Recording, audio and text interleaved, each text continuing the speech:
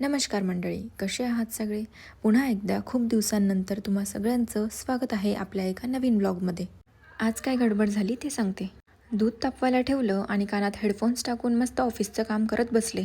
अर्ध्या पाऊण तासाने जळायचा वास आल्यानंतर मला कळालं की दूध आता राहिलेलं नाहीये आणि पातेली पण जळून काळी झाली. मग काय, आता दूध तर काय मिळणार नाहीये, पण पातेली तर क्लीन करावीच लागेल ना. त्यासाठी पातेलीत मी 2 ग्लास पाणी टाकलं, त्यामध्ये 2 चमचे निरमा टाकला आणि 15 ते 20 मिनटं मस्त त्याला उकळू दिलं.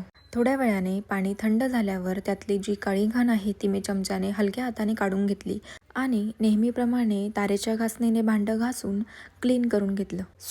तुमच्यापैकी बऱ्याच बायकांना या गोष्टी माहीत पण असतील, पण माझ्यासारख्या ज्या नवख्या सुना आहेत, आत्ताच विचाराच्या संसारात पडलेल्या आहेत, त्यांना या गोष्टी माहीत नाहीये.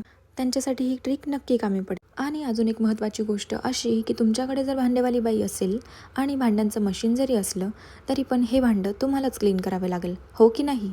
झालंय ना भांडं चकाचक? तर मग ही ट्रिक आणि माझं इंस्टाग्राम पेज नक्की फॉलो करा. Thank you for watching.